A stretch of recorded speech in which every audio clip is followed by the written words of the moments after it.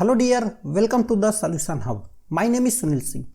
आज हम लोग देखेंगे एनसीईआरटी के 7th चैप्टर के 5 न्यूमेरिकल्स 7.1 टू 7.4 न्यूमेरिकल सॉल्व करके उसका वीडियो हमने अपलोड कर दिया है। उसको आप लोग प्लेलिस्ट से रेफर कर सकते हैं। आज हम लोग देखेंगे 7.5 टू 7.10 5 न्यूमेरिकल्स देखेंगे। सबसे पहले स्टार्ट करते हैं 7.5 और इन 7.5 हम लोग को शो करना है कि A dot B cross C जो है वो वॉल्यूम ऑफ पैरेललोग्राम शो करता है, जहाँ पे ए बी सी जो है साइड्स ऑफ पैरेललोग्राम है। ये हमको जो है क्वेश्चन में शो करना है। सो इससे पहले वाला जो न्यूमेरिकल हम लोगों ने सॉल्व किया था 7.4, यदि हम लोग 7.4 न्यूमेरिकल्स देखें, जो एरिया ऑफ ट्रायंगल होता था, जो वेक्टर ए और वेक्टर बी से फॉर्म होता था, उसका जो एरिया होता था वो half of A cross B होता था। इसी जो ये वेक्टर है ए और बी, इसको पैरेललोग्राम ड्रा कर दें और पैरेललोग्राम बना दें O A D B. It means जो area of parallelogram O A D B क्या हो जाएगा, वो हो जाएगा हमारा 2 times area of triangle A O B. Clear. अब 2 times area of triangle A O B क्या है, 2 into area of triangle A O B क्या है 1/2 ए क्रॉस बी। ठीक है, तो इसको हम लोग लिख सकते हैं ए क्रॉस बी। ठीक है, इट मीन्स जो ए और बी, वेक्टर ए और वेक्टर बी से जो पैरेललोग्राम बन रहा है उसका एरिया जो हो रहा है वो ए क्रॉस बी का मॉडुलस हो रहा है। इसमें magnitude of A cross B हो रहा है, पैरेललोग्राम का एरिया। ठीक है, यहां तक क्लियर। सो यहां पे एरिया पैरेललोपाइप क्या हो जाएगा। सो पैरेललोपाइप क्या होता है, सिंपली नीचे बेस में पैरेललोग्राम होता है और उसके ऊपर जो है एक और साइड में किसी एंगल पे एक और पैरेललोग्राम होता है। यहाँ पे आप लोग देख रहे होंगे, यहाँ पे ये बेस में एक पैरेललोग्राम है, ये बेस है, ये बेस में एक पैरेललोग्राम है और इसके ऊपर ये वाला जो है एक और पैरेललोग्राम है। तो इसका वॉल्यूम जो होता है वो area of the base of parallelogram into height. Height जो होती है ये वाली हाइट, इट मीन्स जो ये बेस वाला पैरेललोग्राम वहाँ से परपेंडिकुलर ड्रा कर दे तो जो यहाँ पे जाकर कट करे किसी कॉर्नर पे, तो ये जो हाइट होती है इसका मल्टीप्लाई कर दे पैरेललोग्राम के एरिया ऑफ द बेस से, तो इसका वॉल्यूम ऑफ पैरेललोपाइप निकल जाता है। सो वॉल्यूम ऑफ पैरेललोपाइप क्या होता है, एरिया ऑफ द बेस और इनटू हाइट। ठीक है, अब एरिया ऑफ द बेस क्या हो जाएगा, एरिया ऑफ द बेस।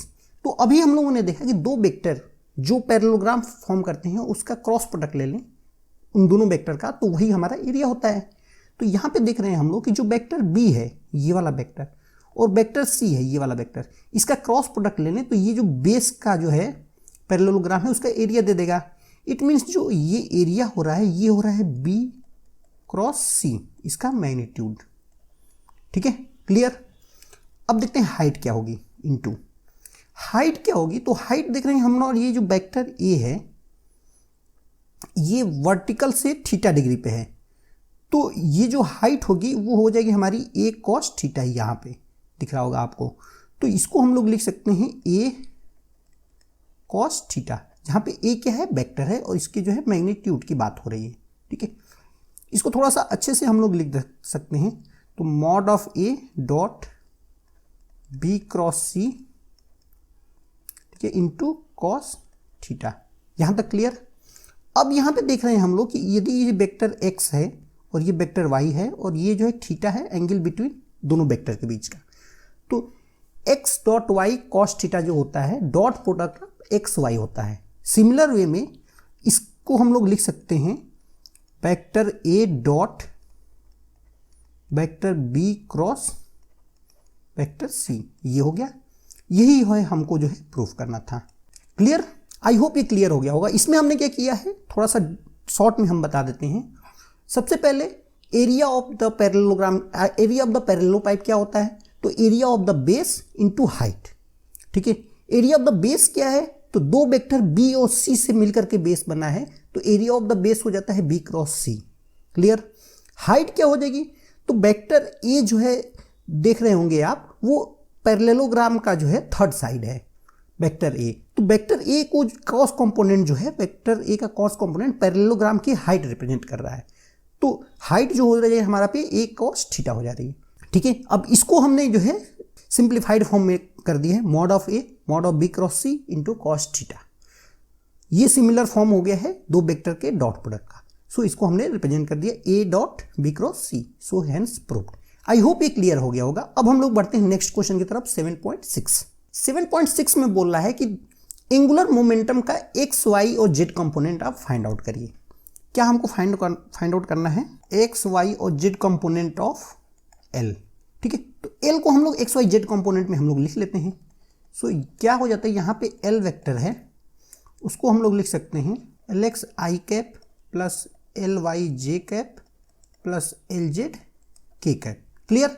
हमने एल को एक्स वाई और जेड कंपोनेंट में ब्रेक कर दिया। ठीक है, अब हमको क्या फाइंड आउट करना है? एल एक्स एल वाई और एल जेड, ये क्वेश्चन में फाइंड आउट करना है। ठीक है, आगे क्या दिया हुआ है? Whose position vectors is R. इसका पोजीशन वेक्टर जो है आर है, इसको भी हम लोग एक्स वाई जेड में रिप्रेजेंट कर सकते हैं। तो एक्स आई कैप प्लस वाई जे कैप प्लस जेड के cap. Clear? X y z component में हमने इसको भी ब्रेक कर दिया। ठीक है, और मोमेंट दिया हुआ है पी।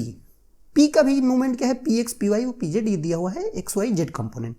सो पी क्या दिया हुआ है? पी एक्स पी वाई जे कैप प्लस पी जेड के कैप। इतना जो है हमको इन्फॉर्मेशन दिया हुआ है। ठीक है, और हमको फाइंड आउट करना है एल एक्स एल वाई और L Z.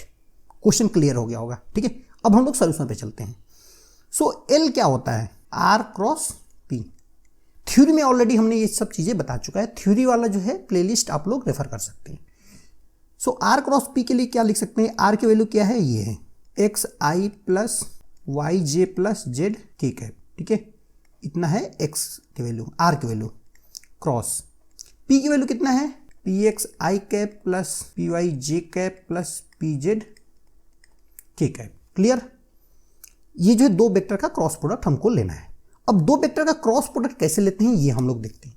So cross product लेने के लिए क्या करते हैं? इसको एक मैट्रिक्स बनाते हैं, इसमें आई जे और के ऐसे लिख देते हैं।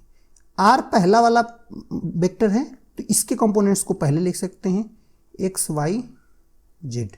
ठीक है, पी दूसरा वेक्टर है, आर क्रॉस पी सेकेंड वाला पी है, तो इसको जो है लास्ट हो जाएगा, ये हमारा पी एक्स पी वाई और पी जेड। क्लियर? अब हम लोग मैट्रिक्स कैसे सॉल्व करते हैं ये हम लोग थोड़ा सा देख लेते हैं। सो मैट्रिक्स सॉल्व करने के लिए हम लोग क्या करते हैं? कलर हम चेंज कर देते हैं ताकि क्लियर होगा। मैट्रिक्स सॉल्व करने के लिए करें, सबसे पहले ये वाला कंपोनेंट हम लोग नोट कर लेते हैं यहाँ पे आई। क्लियर? अब जब ये वाला कंपोनेंट देखते हैं तो क्या करेंगे कि ये वाली जो रो है और ये वाला जो है कॉलम, इसको हम लोग कर देंगे हाइड। अब हमारा फोकस रहेगा जो वो इतने रिमेनिंग पोर्शन पे रहेगा। ठीक है, रिमेनिंग पोर्शन के लिए क्या करते हैं? y इंटू पी जेड, इसको मल्टीप्लाई माइनस इसको multiply, means y into p z minus z into p y. Clear? ये हो गया i का मल्टीप्लीकेशन वाला। अब हो जाएगा प्लस j। ठीक है, अब जब j को कंसिडर कर रहे हैं हम लोग, उस टाइम क्या हो जाएगा? इसको हम लोग कंसिडर कर रहे हैं तो ये वाली रो पूरे को हम लोग हाइड कर देंगे और ये वाली रो भी हम लोग हाइड कर देंगे। ये है पी वाई। ठीक है, ये वाली रो भी हाइड कर देंगे। बचा हमारा क्या है? X P z minus z P x, x P z minus z P x. Clear? Plus के कैप। जब के की बात होगी उस टाइम क्या करेंगे हम लोग? के वाले रो को हाइड कर देंगे, क्योंकि यहां पे बात हो रही है, तो ये वाले के वाले रो को हाइड कर देंगे और के वाले जो है कॉलम को हाइड कर देंगे। अब बचेगा जो पोर्शन उसको जो मल्टीप्लाई करके लिख देंगे, तो x P Y minus Y P x. ठीक है, आई होप यहां तक क्लियर हो गया होगा। ठीक है, अब इसको क्या करेंगे हम लोग? ये जो वेक्टर दिया हुआ है L X plus L X आई कैप प्लस एल वाई जे कैप प्लस एल जेड के कैप, इससे हम लोग कंपेयर कर देंगे। ठीक है, कंपेयर कर देंगे तो ये वाला जो पोर्शन आ रहा है यहां से लेकर के यहां तक, ये हमारा आ रहा है एल एक्स, ये आ रहा है एल वाई और ये वाला पोर्शन आ रहा है एल जेड। क्लियर? सो इसको हम लोग लिख लेते हैं, आंसर क्या हो जाएगा इसका? L x y P z minus z p y. Clear? L y क्या आ रहा है? एल वाई हमारा आ रहा है x P z minus z P x. Clear? और एल जेड क्या आ रहा है? एल जेड हमारा आ रहा है x P Y minus Y P x. ये हमारा हो गया एक आंसर। ठीक है, पार्ट 1 का। अब देखते हैं इसमें पार्ट 2 भी है। पार्ट 2 ये है कि so that if the particle moves only इन एक्स वाई प्लेन। यदि पार्टिकल एक्स वाई प्लेन में ही मूव कर रहा है तो क्या होगा, जेड कंपोनेंट जो है एंगुलर मोमेंटम का केवल रहेगा, यही हमको शो करना है। ठीक है, तो पार्टिकल एक्स वाई प्लेन में मूव करेगा तो क्या होगा ये देख लेते हैं।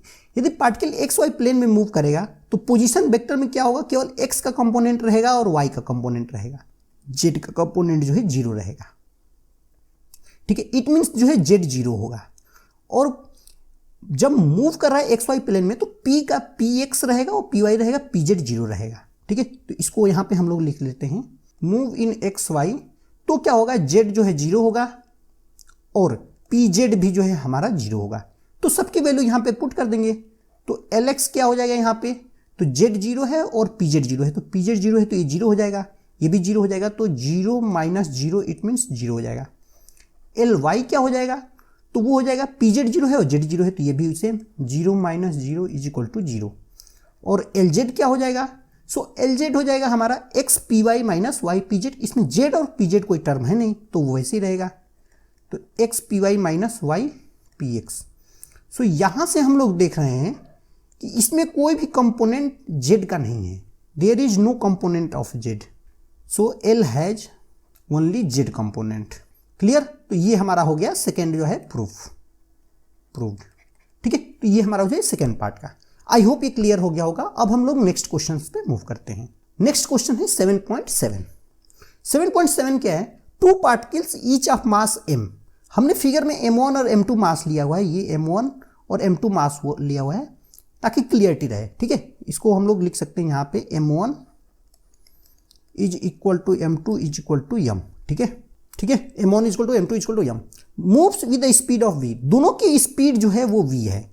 स्पीड क्या है हमारी, वो है हमारी v। ठीक है, ट्रेवल इन अपोजिट डायरेक्शन। देखिए m1 क्या है, डाउनवर्ड डायरेक्शन में मूव कर रहा है और m2 अपवर्ड डायरेक्शन में। ठीक है, तो दोनों की स्पीड जो है अपोजिट डायरेक्शन में है एंड पैरेलल लाइन के थ्रू मूव कर रहे हैं, और ये पैरेलली मूव कर रहे हैं, और इनके बीच की जो डिस्टेंस है वो दिया हुआ है हमारा d। ठीक है, clear. So that the angular momentum vector, ये शो करना है कि angular momentum vector of the two particle system is the same whatever the point about which the angular momentum is taken। ये शो करना है कि एंगुलर मोमेंटम चाहे आप पॉइंट O से निकालो ओरिजिन से, या फिर कोई x यहाँ पे निकालो, यहाँ से निकालो, या यहाँ से निकालो, या यहाँ से किसी भी पॉइंट से आप निकालो एंगुलर मोमेंटम, ये क्या होगा, सेम होगा, वो इस पॉइंट्स की पोजीशन पे डिपेंड नहीं करेगा। यही हमको जो है शो करना है। ठीक है, तो हम सिंप्लिसिटी के लिए ओरिजिन को हम लोग जो है पॉइंट ले लेते हैं जहां से हमको जो है centre angular momentum find out करना है। ठीक है, एंगुलर मोमेंटम फाइंड आउट करने के लिए हम क्या करेंगे कि जो क्लॉकवाइज है उसको हम लोग ले लेते हैं पॉजिटिव, और एंटी क्लॉकवाइज मूवमेंट ऑटोमेटिकली जो हो जाता है नेगेटिव। ठीक है, ये थ्योरी पोर्शन में ऑलरेडी ये सब चीज़ें हमने बताया हुआ है। ठीक है, तो क्या करेंगे, यहां से देखते हैं ओरिजिन से m1 का एंगुलर मोमेंटम क्या होगा। तो angular momentum about origin, let say हम इसको सपोज कर रहे हैं LO। So LO is equal to क्या होगा, क्लॉकवाइज है तो P m1 it means m into velocity into distance कितना है, वो है हमारा x, इसको हमने लिया है पॉजिटिव। दूसरा वाला क्या हो जाएगा, वो निगेटिव हो जाएगा, m इंटू वी इंटू इसकी डिस्टेंस क्या है x प्लस डी। क्लियर, इसको सिंप्लीफाई कर देंगे, mvx minus mvd, mvx cancel out हो जाएगा, ये हो जाएगा माइनस mvd L0। ठीक है, यहाँ पे इसमें हम लोग देख रहे हैं कि ओरिजिन के अबाउट जब हम एंगुलर मोमेंटम फाइंड आउट किए हैं तो इसमें कोई भी x का टर्म नहीं है। इट मीन्स जो पॉइंट रहेगा वो कहीं पे भी हम रखेंगे उसमें x का टर्म रहेगा ही नहीं। तो इससे ये प्रूफ होता है कि पॉइंट्स जो है इंडिपेंडेंट होता है एंगुलर मोमेंटम फाइंड आउट करने के लिए। एंगुलर मोमेंटम हमेशा कांस्टेंट रहेगा किसी भी पॉइंट के अबाउट हम लोग फाइंड आउट करें तो।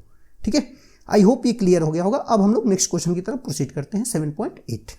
इन 7.8 क्या है, ए नॉन यूनिफॉर्म बार, ये जो बार है ये नॉन यूनिफॉर्म, इसका वेट जो है इक्वली डिस्ट्रीब्यूटेड नहीं है। ठीक है, नॉन यूनिफॉर्म मतलब इक्वली डिस्ट्रीब्यूटेड नहीं है, इसका वेट है W है। ठीक है, अब इक्वली डिस्ट्रीब्यूटेड नहीं है तो ऑब्वियसली बात है वेट सेंटर में ना होकर के कहीं इधर उधर होगा।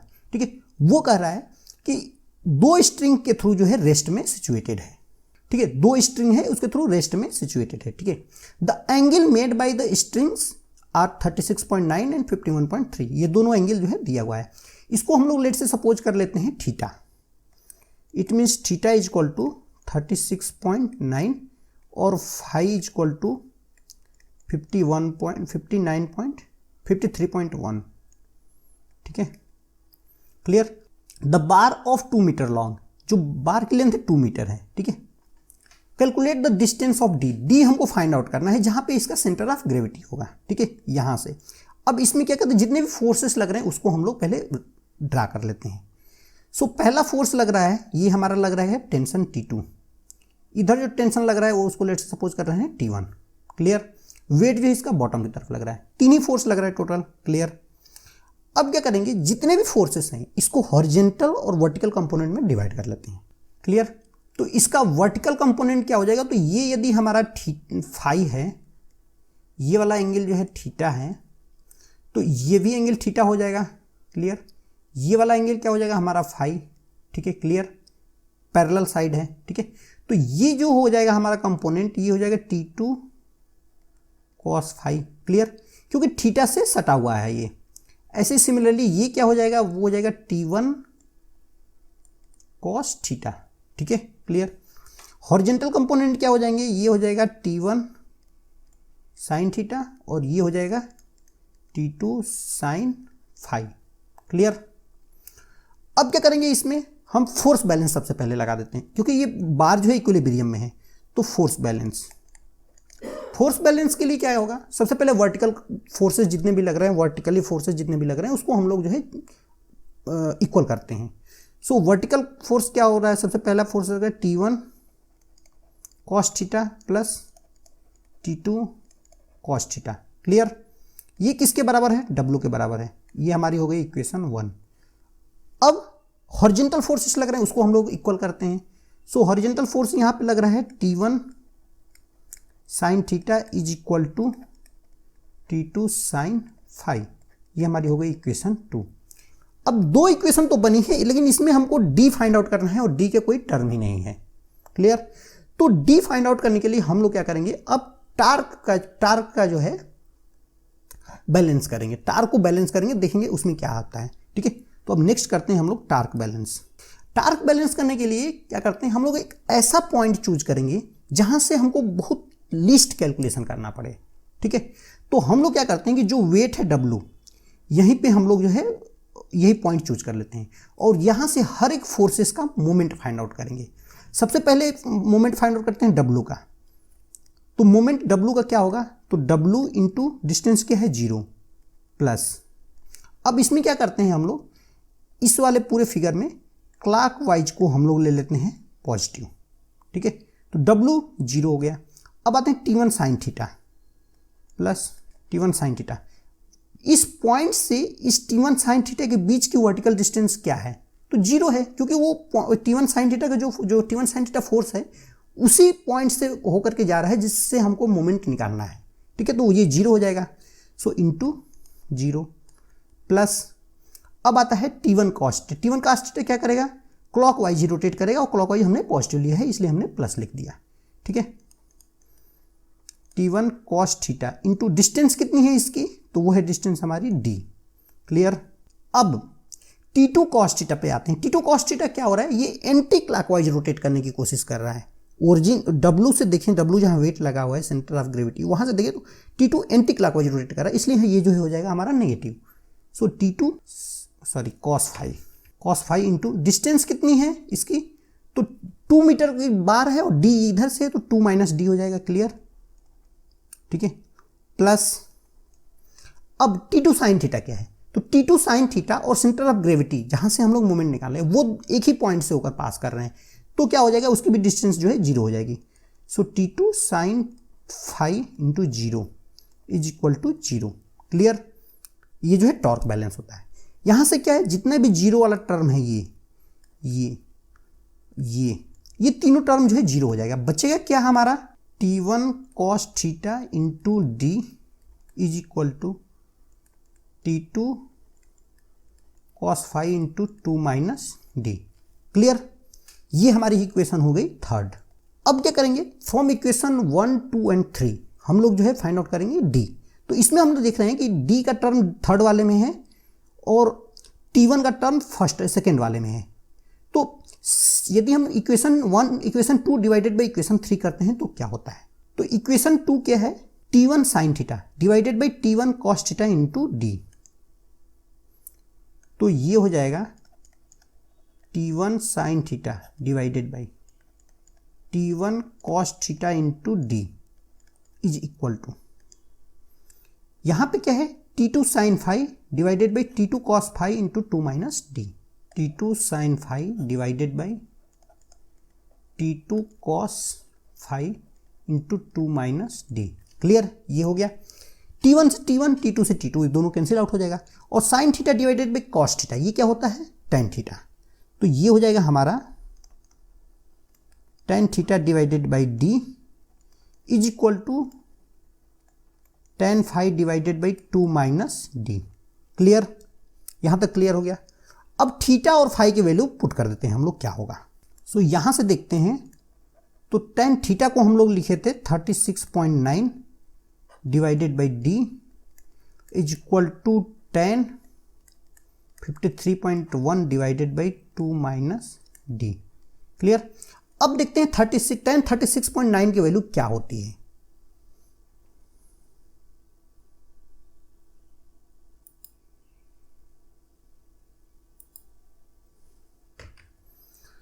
सो 1036.9 की वैल्यू देखें तो एक यदि ट्रायंगल हम लोग ड्रा करें ऐसे,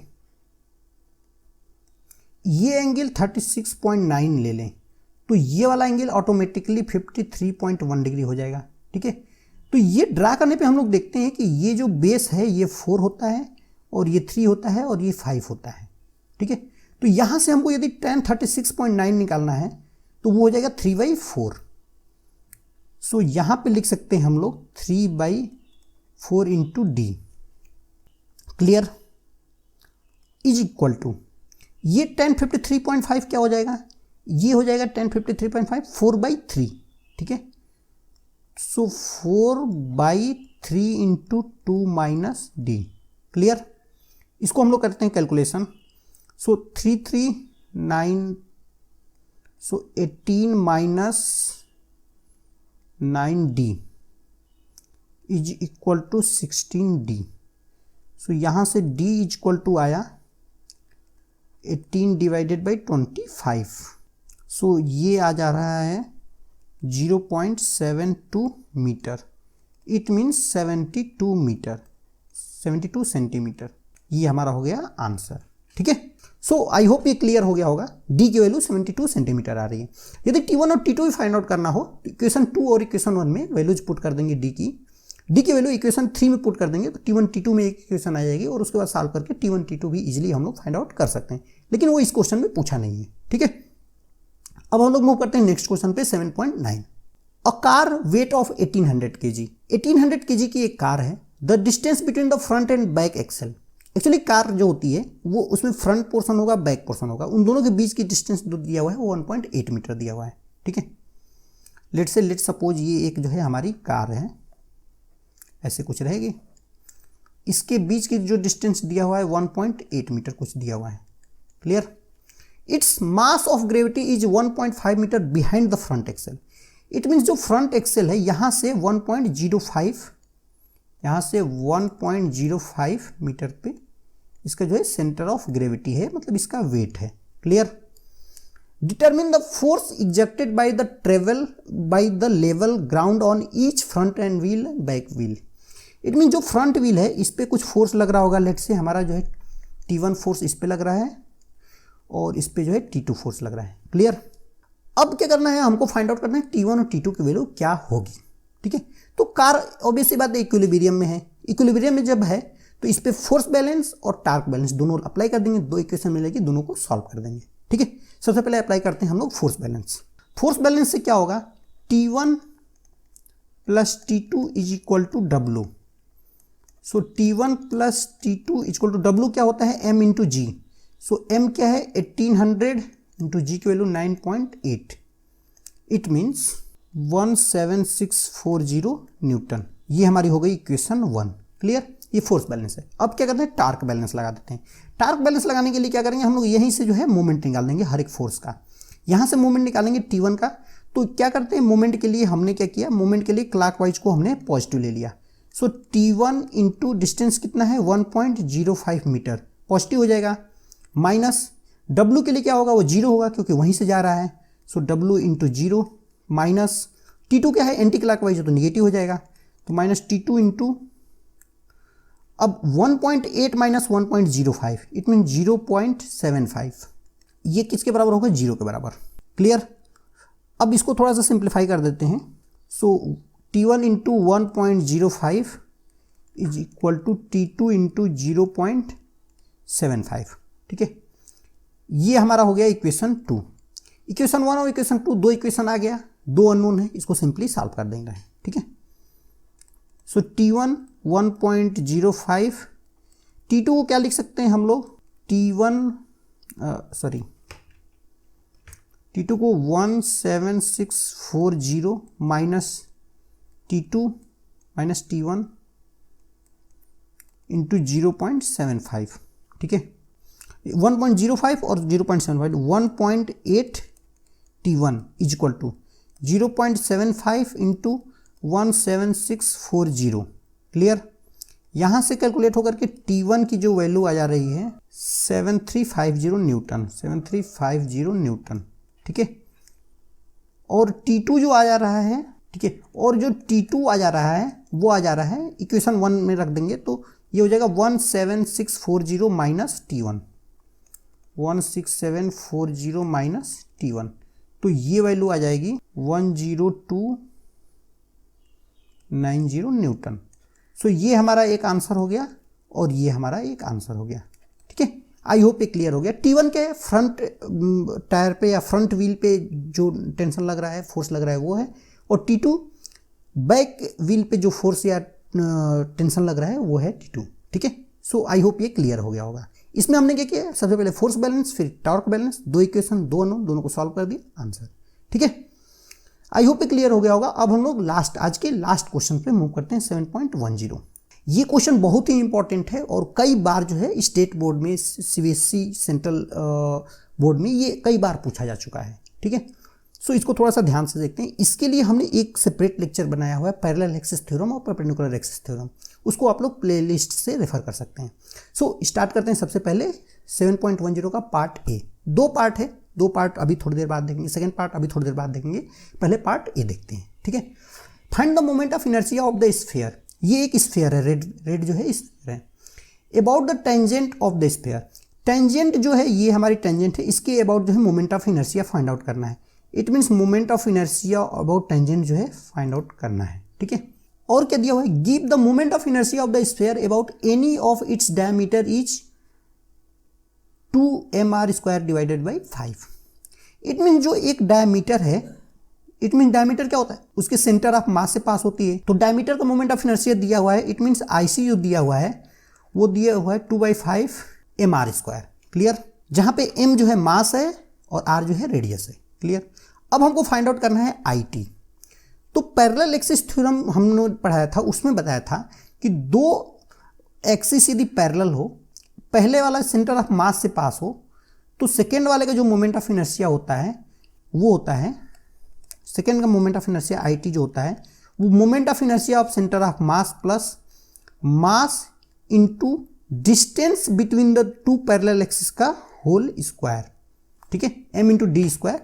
तो यहाँ पे m इनके बीच की डिस्टेंस क्या है, r² है। ठीक है, IC क्या है 2/5 mr² plus mr²। It means यदि इसको ऐड कर देंगे तो 7/5 mr², ये हो जाएगा हमारा IT। क्लियर, तो ये हो गया हमारा आंसर पार्ट ए का। ठीक है, आई होप ये क्लियर हो गया होगा। ठीक है, हमने क्या किया, पैरेलल एक्सिस थ्योरम सिंपली लगाया है, IC plus m into distance of the दोनों पैरेलल एक्सिस का होल स्क्वायर, इसको मल्टीप्लाई करके पुट कर दिया। ठीक है, अब मूव करते हैं पार्ट बी पे। पार्ट बी में क्या होगा कि पैरेलल एक्सिस थ्योरम और परपेंडिकुलर एक्सिस थ्योरम दोनों का यूटिलाइजेशन हो रहा है पार्ट बी में। ठीक है, तो देखते हैं पार्ट बी में क्या है। Given the moment of inertia of the disc of mass m। ये डिस्क है, ठीक है, इसका मास m है एंड रेडियस r है और इसकी रेडियस r है, और इसका moment of inertia about the diameter is mr²/2।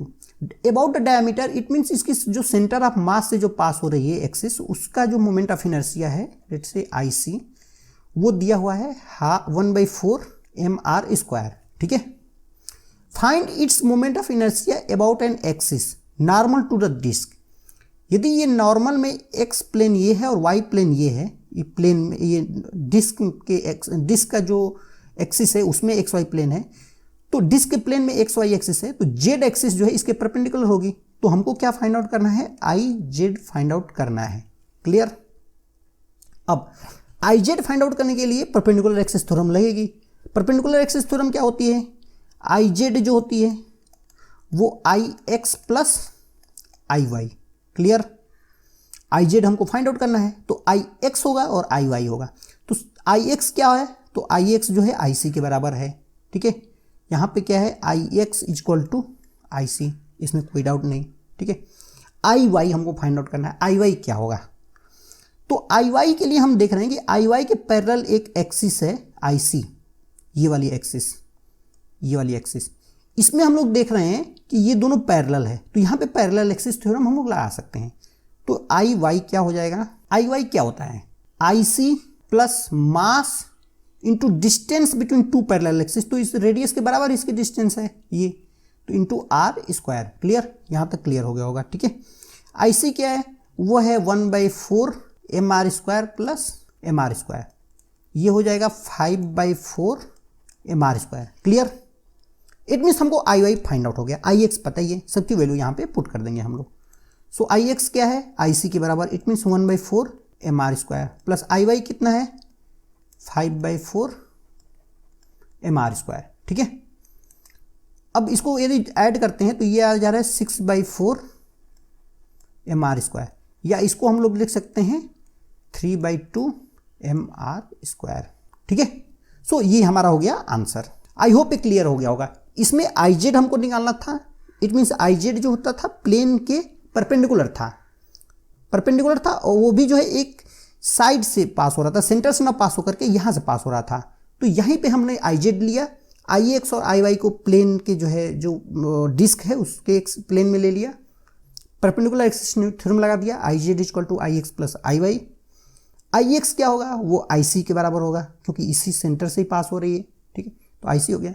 I Y क्या होगा, आई वाई के लिए हमने क्या किया, पैरेलल एक्सिस थ्योरम लगाया। पैरेलल एक्सिस थ्योरम के लिए I C plus distance between them r² और इसका मास, इसको यहाँ पे पुट कर दिया, फिर ये वैल्यू रखा, ये कैलकुलेट कर दिया, कैलकुलेशन के बाद सबकी वैल्यू यहाँ पे पुट कर दिया, और हमारा जो है फाइनल आंसर आ गया 3/2 mr²। ठीक है। सो आई होप ये क्लियर हो गया होगा। ये बहुत इंपॉर्टेंट क्वेश्चन है perpendicular axis theorem, parallel axis theorem के एप्लीकेशन का। ये कई बार एग्जाम में पूछा जा चुका है। सो ये क्वेश्चन बहुत ही इंपॉर्टेंट है। ठीक है। सो आज के लिए इतना ही। अब हम लोग नेक्स्ट वीडियोज में मिलेंगे नेक्स्ट क्वेश्चन के साथ। तब तक के लिए thanks dear, thanks for watching videos. Please like, subscribe and comment your queries.